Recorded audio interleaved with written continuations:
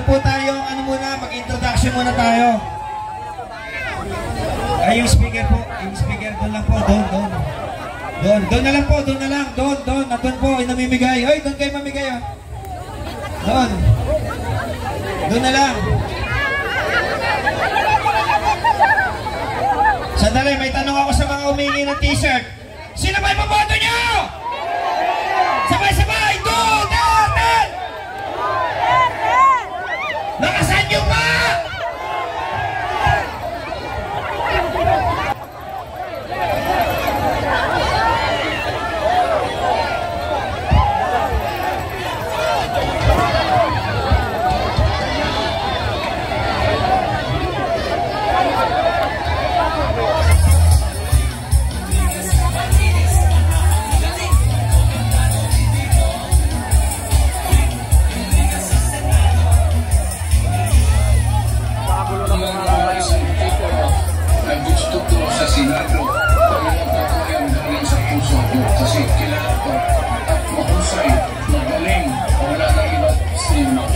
Okay, mamaya na po ulit. Okay na, mamaya na ulit.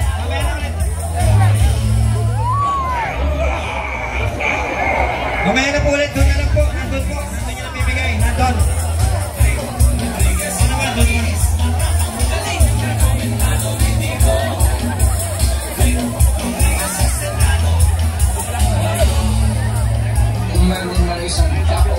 Okay, si Sir Norman, nasa na po? Sir Norman. Kasi kilala ko at mahusay, magaling, wala nang iba si Vic Rodriguez. Kung meron mang isang tao na gusto ko sa Senado, talagang totoo yan, ganit kasi kilala ko at mahusay, magaling, guwapo, isa lang ang asawa, wala nang iba. Talaga to si President Vic Rodriguez. Huwag din niyong kalimutan. Magaling, matalino, guwapo, makumbaga. Ampun. Hindi babaero ba? Baba. Makumbaga. Vic Rodriguez. Walang talo. Matalino, mabait. At honest. Mga kababayan, palakpakan po natin! Nandito na ang maisang na pambato natin sa Senado! Attorney Vic Rodriguez!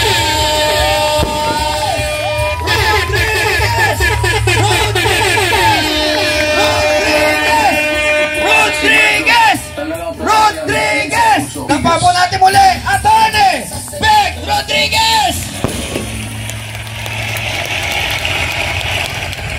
Magandang hapon po sa ating lahat at tanggapin ninyo aking mga kasamang manggagawa ang aking pakikiisa, pagbati, paggalang ngayong araw ng mga manggagawa.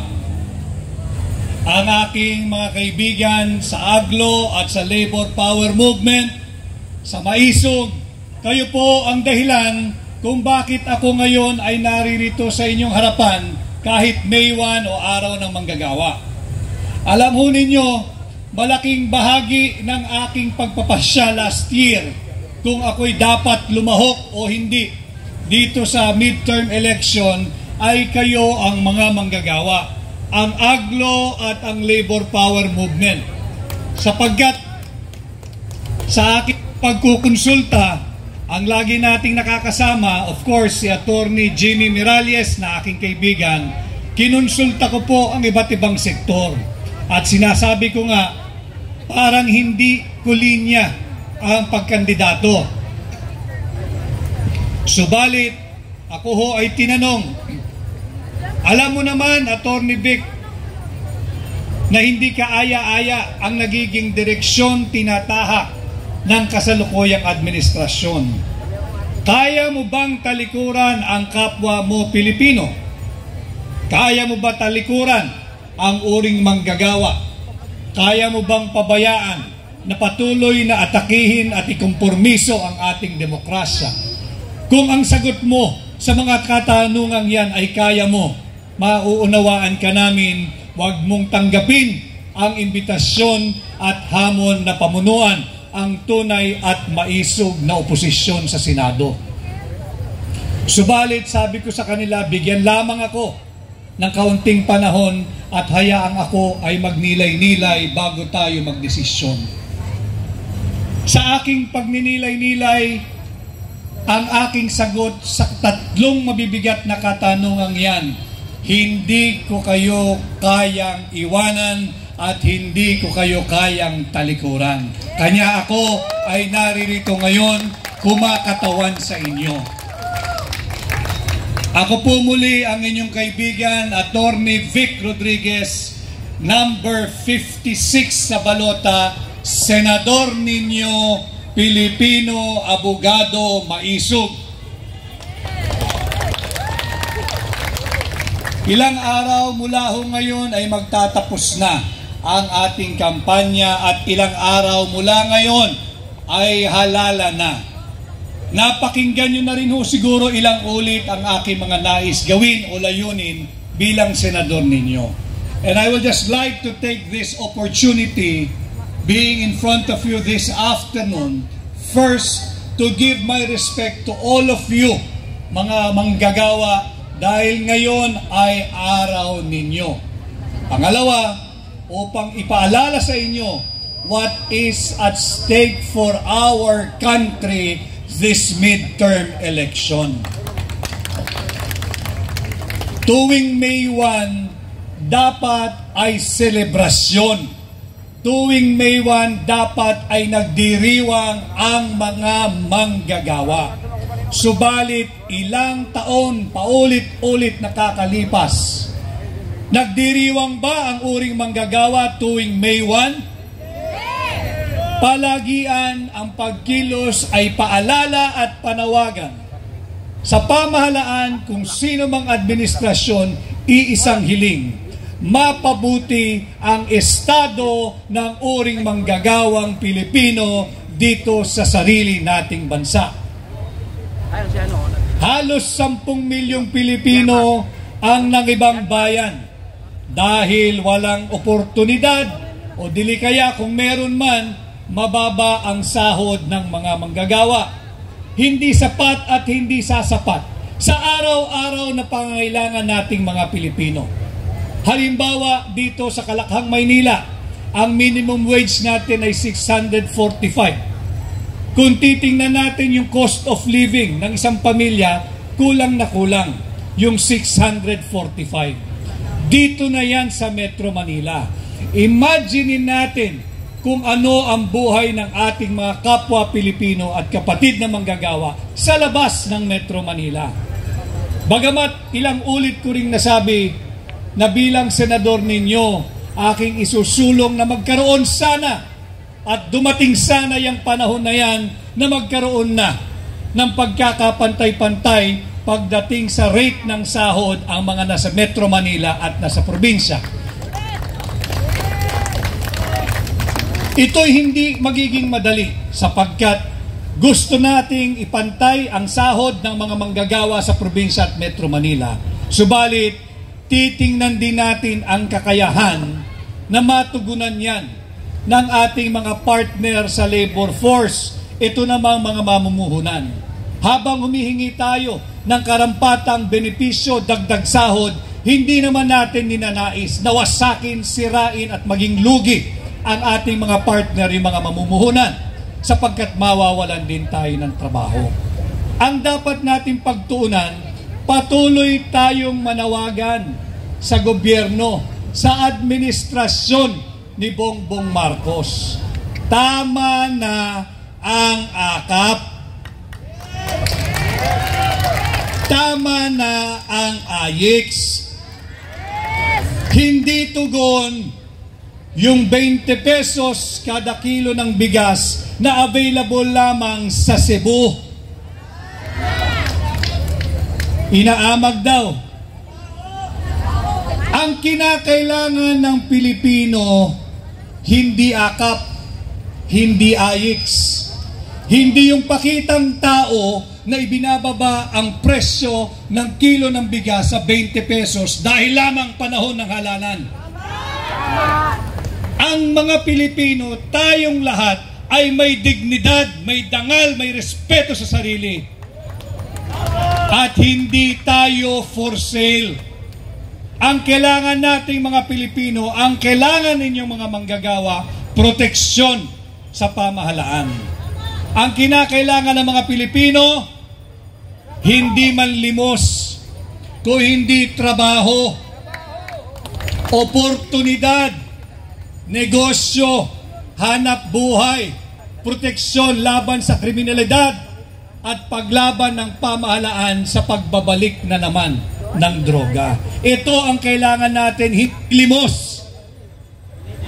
Hindi tayo nanlilimos sa pamahalaan. Magagaling ang Pilipino. Ang patunay, halos 10 milyong Pilipino ang nagtatrabaho sa labas ng ating bansa. In demand ang ating labor force. Halos 1 milyong Pilipino taon-taon ay nangingibang bayan at nakakapaghanap ng trabaho. Ganon kagagaling ang Pilipino. Kaya hindi natin kinakailangan ang limos sa pamamagitan ng AKAP at AYIX. Ang kailangan natin ay gawing mabuti ang kondisyon ng ating employment at proteksyon ng mga manggagawa. Yan ang kailangan natin. At sana, alam mo ninyo, papalapit na yung halalan. Tayo, nung simula ay kumandidato bilang independent, kasama ko kayo at ang hakbang ng maisog. At habang papalapit ang pagbubukas ng kampanya, tayo po ay naging guest candidate, adopted candidate ng PDP. At ngayon po, ang pakikiusap ko sa inyo, sana ay suportahan po ninyo ang Duterte. Sa May 12, vote straight Duterte! Duterte! Duterte! Meron pa naman hong 2 bakante. Nasa kamay nyo na at pag-iisip kung sinong idadagdag ninyo. Nandyan naman si Senador Gary Oliva. Jesse. Tulungan din natin. Galing sa uri ng manggagawa. Basta't wag po ninyong kalilimutan ang Duterte. At nandito po yan sa aking suot-suot na t-shirt. Patuloy po tayong binubudol ng administrasyong kasalukuyan. Naghahandog ng 20 pesos kada kilo ng bigas sa Cebu. Ang tanong po natin, magtatatlong taon na kayo sa pwesto, bakit ngayon lang? Bakit ngayong panahon ng halalan? Bakit sa Cebu lang? Sa Cebu lang ba may naghihirap na mga Pilipino? Paano yung mga Pilipinong hindi kayang bumili ng makakaing bigas dito sa Metro Manila at sa buong Luzon? Paano yung mga naghihirap na Pilipino sa Southern Tagalog?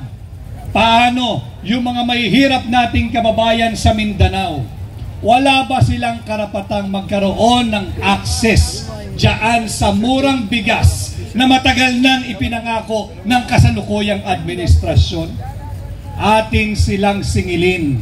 Ito yung mga usaping panlipunan na dapat maggabay sa inyo sa pagpili natin ng ating mga bagong leader ngayong May 12, 2025. At huwag din ninyong kalilimutan, patuloy nating ipaglaban ang ating kasarinlan, ang ating soberanya. Huwag ninyong kalilimutan, noong March 11, ang kapwa natin Pilipino ipinagkanulo ng sarili niyang gobyerno na ang pangalan ay Rodrigo Roa Duterte at ginawang mistulang alay sa mga naglalaway na banyaga diyan sa ICC. Sariwain natin yan nang sa ganon, pagdating ho ng May 11, day before the election, sariwain ninyo yung kaganapan ng March 11. Sa May 11, hindi po malayo mula ngayon, ay magdadalawang buwan na. Mula nung pinagkait nila sa kapwa natin Pilipino, minsan naging mabuting Pangulo si Pangulong Rodrigo Roa Duterte kung paano linapastangan ang kanyang karapatan bilang Pilipino. Huwag nating pahintulutan ang patuloy na mga panghihimasok ng mga interes ng banyaga o dayuhan sa pamamalakad sa ating bansa. Nanganganib ang ating demokrasya. Ngayon, araw ninyong manggagawa, kinakailangan ipaalala ko sa inyo, pagkatapos silang sinalbahe ang pagkatao ni Pangulong Rodrigo Roa Duterte, nanganganib patuloy ang ating demokrasya. Sa paanong pamamaraan? Pilit na nakawin ng iilang elitistang kongresista ang posisyon ng pangalawang Pangulo mula sa inyo, 32 milyong Pilipino na siyang nagpahiram, tunay na nagpahiram ng inyong sagradong mandato at boto kay Vice President Inday Sara Duterte. Ating labanan itong huwad na impeachment complaint at magagawa lamang natin yan kung tutulungan po ninyo ang katulad kong aplikante, bilang manggagawa ninyo, bilang boses, tinig, tenga at mata ninyo sa Senado kasama ang Duterte. Punuin po natin ang Senado ng mga Duterte upang malabanan natin yung huwad na impeachment complaint. Tulungan po natin, pahintulutan ninyo ako, anggitin ang pangalan ng ating mga kasama sa Duterte or sa PDP o yung Pilipinas Duterte pa rin.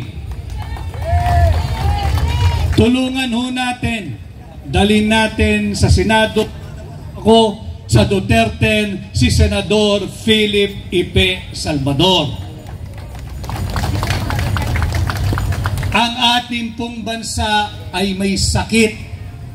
Kinakailangan natin ang talino at galing at pagmamahal ng isang totoong doktor, hindi yung nagdudoktor-doktoran na magaling magdoktor sa proseso ng papel sa gobyerno. Dalhin natin ang totoong doktor sapagkat may sakit ang ating bansa. Tulungan natin si Senador Marites Mata. Tulungan din natin. Biktima rin ito ng karahasan na nagmumula sa sarili niyang pamahalaan. Nakita natin na hindi respeto pati ang simbahan. Tulungan natin, dalhin natin sa Senado ang number 53 sa balota, Senador Pastor Apollo C. Quiboloy. At mahalaga, nalalaman ng mga aplikanteng katulad ko, ano ba ang trabaho ng mambabatas. Ang mambabatas hindi dapat busy sa pamimigay ng akap. Ang mambabatas hindi dapat nakikialam sa pamimigay ng AIX. Ang mambabatas hindi parte ng trabaho nila ang magmudmod ng ayuda. Ang mambabatas hindi dapat pinakikialaman ang pondo ng PhilHealth. Ang trabaho ng mambabatas ay gumawa ng batas, magbalangkas ng batas, mag-amenda ng batas. Kanya kinakailangan po dalhin natin ang aking mga kapwa abogado sa Senado na si Attorney Senador Raul Lambino. Tulungan din natin isa ring abogado, Attorney Senador J.V. Lo. Tulungan din natin hindi lamang musikero, magaling na musikero, magaling na abogado, dalhin natin sa Senado, Senador Jimmy Bondoc. At bahagi ng Duterte, matagal na ito, season, veteranong mambabatas, magaling na abogado. Panahon na upang i-promote natin mula Kongreso, iangat natin sa Senado si Senador Attorney Dante Marcoleta.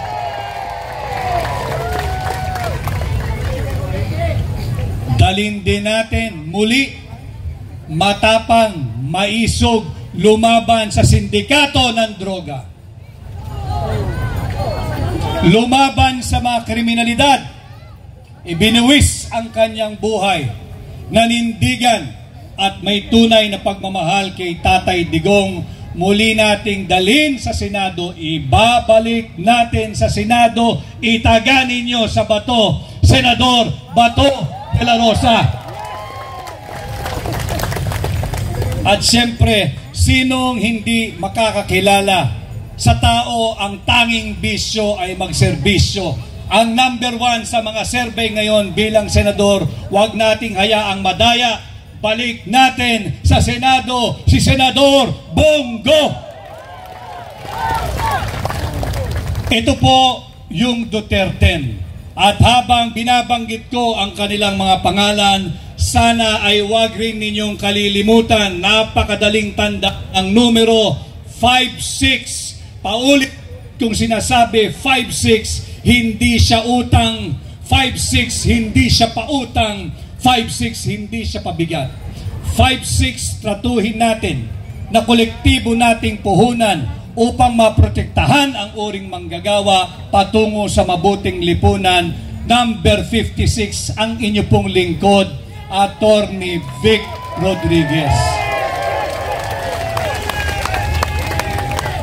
Rodriguez! Rodriguez! Rodriguez! Rodriguez! Ilang araw na lang naman ho, minus today, 9 days na lamang, napakalaki po ng Pilipinas. Hindi ko pa napupuntahan ang napakaraming lugar, subalit hihingi na rin ako ng tulong ninyo. Matagal na po akong nagpapasuri, nagpapakilala, nagpapatimbang, nagpapasukat sa napakaraming Pilipino. Isa lamang ang aking hiling.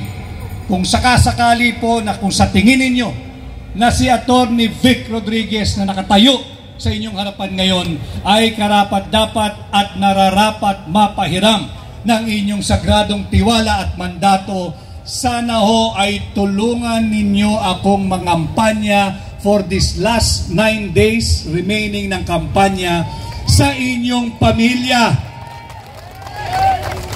Dahil ngayon ay araw na manggagawa, ikampanya po ninyo ako, pakiusap sa inyong mga kasamahan sa trabaho, kasamahan sa negosyo, kapitbahay, kaprobinsya, kamag-anak, pati na kaaway ninyo, ikampanyo nyo na rin po si Attorney Vic Rodriguez at sa lahat ng Pilipinong kilala ninyo sa loob at sa labas man ng ating bansa. Napakarami pong isyu, subalit yung isyong yan, manganganak at madadagdagan pa kung hindi tayo magbuklod-buklod at magkaisa ngayong May 12, 2025. Tuwing panahon or araw ng sahod, huwag din ninyong kalilimutan sa inyong pagboto. Hindi pa natin nahahawakan yung pinaghirapan natin ng labang araw. Hindi pa natin nahahawakan yung ating sasahurin. Bawas na yung ating mandatory contribution sa PhilHealth. Meron po tayong pera dyan sa PhilHealth. Ngayong taon, nasaan ang ating mandatory contribution na talaga namang binabawas sa ating sahod bago pa man natin makuha yung ating pinaghirapan tuwing kinsenas at katapusan. Huwag ninyong kalilimutan, zero funding, zero budget ang binigay ng administrasyon ni Bongbong Marcos ngayong taong 2025. Huwag rin ninyong kalilimutan kinuha yung 60 billion pesos pondo ng PhilHealth last year. Huwag natin itong papalagpasin, atin silang singilin. At ito'y magagawa natin pagdating ng May 12, iparamdam natin ang galit at hagupit ng sambayanang Pilipino gamit ang ating mga boto, gamit ang ating balota. Yan po sana ang maging gabay natin ngayong May 12, 2025. Muli ho, kinakailangan natin ng sapat na bilang. Kinakailangan natin ng sapat na numero sa Senado upang mapagtanggol natin ang nanganganib nating demokrasya. Sa pakikialam ng banyagang interes o banyagang impluwensya, kinakailangan ho natin ng sapat na bilang, sapat na numero sa Senado upang maitama natin ang maling direksyong tinatahak ng kasalukuyang administrasyon. Alam ho ninyo, pag mali ang direksyong tinatahak ng gobyerno ng kasalukuyang administrasyon, hindi po tayo pare-pareho makakaasa na tayo'y makakarating sa ating nais na destinasyon. Subalit may panahon pa. May panahon pa at ito po'y malapit na. Sa May 12, pakitulungan po ninyo. Vote straight Duterte. Duterte! Duterte! Duterte! At sana ho, pag naganap yan sa May 12, 2025 ngayong taon, sa susunod na pagdiriwang natin ng Labor Day sa 2026, makakakita na tayo kahit dahan-dahang pag-usad, yung tinatawag natin sa Ingles na baby steps. Okay na yun, basta't makikita natin umuusad patungo sa kung paano pa mapabuting higit ang kalagayan ng mga Pilipinong manggagawa nang maiwasan na natin yung halos 1 milyon taon-taon na ating mga kababayan na napipilitan na obligang lumabas ng bansa, maghanap ng trabaho, nawawasak ang pamilya, nagkahiwa-hiwalay ang anak sa magulang at ang magulang sa mga anak. Mapabuti natin paunti-unti ang estado at ang kalagayan ng manggagawang Pilipino. Wala naman pong magic o silver bullet o isang magic pill na pag ininom natin, magbabago na lahat at mapapabuti natin ang sistema. Ito'y produkto ng ilang taong pagpapabaya. Subalit, kinakailangan na tayong magbuklod-buklod at sa May 12, ipadama natin, uulit-ulitin ko. Ang kinabukasan ng ating bansa, ang kinabukasan ng pamilya ninyo, ang kinabukasan ng bawat pamilyang Pilipino ay nasa kamay ninyo. Nasa sa inyo kung nais nating mabago at baguhin ang maling direksyong tinatahak ng Marcos administration. Gamitin natin ng tama ang ating karapatang bumoto ngayong May 12, 2025. Muli ho ang aking pakiusap, tulungan ninyo, lumabas po kayo, hatakin ninyo ang inyong mga pamilya, ang inyong kapitbahay, bumoto ng maaga sa May 12, 2025 at sa pagboto ninyo, vote straight Duterte. Duterte! At muli ho, ngayong hapon, tanggapin ninyo ang aking paggalang, pagrespeto at pagbibigay kilala sa sakripisyo ninyo. Meron na namang usapin sapagkat grabe maglustay ng pondo ang Marcos administration. Binubusog sa AKAP at AIX. Basta't meron pong magbibigay ng AKAP at AIX, ako na ho ang nagpapayo sa inyo. Ako na ho ang nakikiusap sa inyo. Pag may nagbigay ng AKAP, may nagbigay ng AYEX, may nagbigay ng ayuda, pakiusap ko, tanggapin ninyo. Dahil yan ay pera ninyo. Pera ng taong bayan yan. Hindi yan pera ng Malacanang. Hindi yan pera ng mga tiwaling politiko. At sa pagtanggap at pagkuha natin ng mga AKAP at AYEX, ayuda o anumang suhol, wag ho kayong tatanggap. Wag ho kayong tatanaw ng utang na loob. Hindi dahil tayo ay mga katulad nilang ingrato, kung hindi dahil mulat na ang ating kaisipan na yan ay pera natin at hindi pera ng mga tiwaling politiko. At sa pagkuha natin ng pera natin ng AKAP at AYEX, wag po ninyong isasangla kahit panandalian o dili kaya'y ibebenta ang inyong dangal, ang inyong dignidad, ang inyong pagkatao, ang inyong boto at kinabukasan ng pamilyang Pilipino.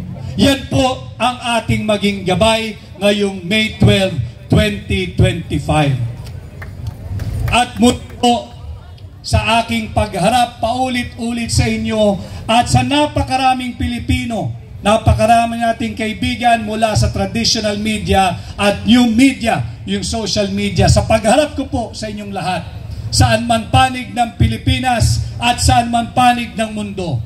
Ulitin ko ho, ako'y kusang loob at malayang nagpapakilala, nagpapasuri, nagpapatimbang, nagpapakilatis. At kung sakasakali po, sa gagamitin ninyong sukatan at batayan, ako'y papasa o pasado at maaari ninyong mapahiram ng inyong sagradong boto at sagradong mandato. Huwag po ninyong kalilimutan, number 56 sa balota, Atty. Vic Rodriguez, Pilipino, abogado, maisog, senador ninyo. Maraming salamat at magandang hapon po sa ating lahat. Mabuhay Atty. Vic Rodriguez! Rodriguez! Mga kasama, napakaganda po ng t-shirt na nasa ating harapan. Meron po tayong t-shirt dito. Pamamahagi po natin. Mayroon isang tao na gusto ko sa Senado. Bago po tayo magpatuloy at magsalita ang ating isang mga panuhin. At mahusay, magaling, wala nang iba, si Vic Rodriguez. Bigyan po natin ang meron po tayong mag-introduction muna tayo. Ay, yung speaker po, doon lang po, doon na lang po, nandun po, namimigay. Oy, doon kayo mamigay, oh. Doon na lang. Sandali, may tanong ako sa mga humingi ng t-shirt. Sino ba ipaboto nyo? Sabay-sabay! Duterte! Nakasan nyo ba? At ngayon, habang hinihintay po natin ang iba nating susunod na magsasalita, tinatawagan ko po ng pansin ang ating panauhin ngayon upang bigyan po tayo ng isang awitin. Palakpakan po natin si Sir Marlon Mission. Palakpakan po natin.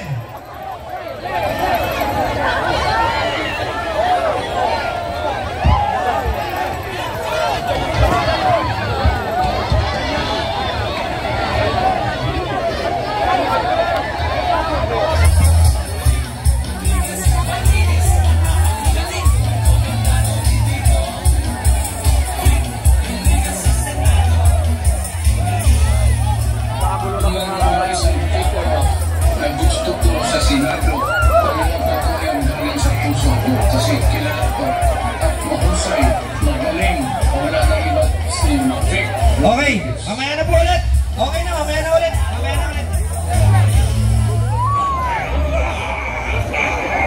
Mamaya na po ulit, doon na lang po. Nandun po, nandun yung nabibigay. Nandun. Ano naman, doon naman.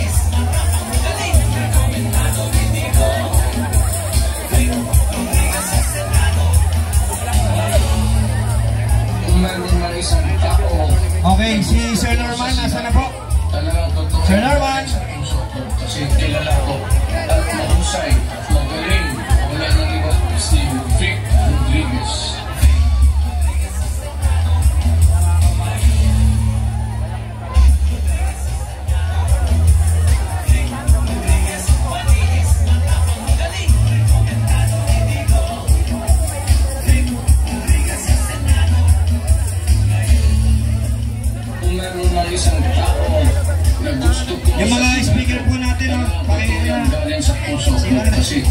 ko at mahusay, magaling, wala nang iba si Vic Rodriguez. Okay, palapakan po natin ang ating panauhin ngayong araw, Sir Marlon Michel, para po sa isang nagataming numero.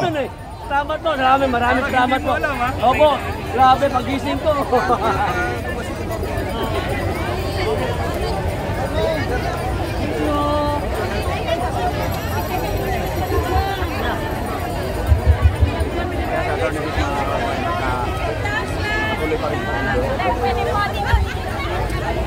Marami po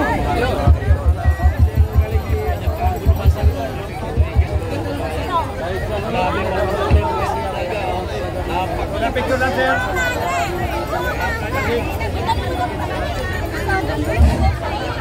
Hi.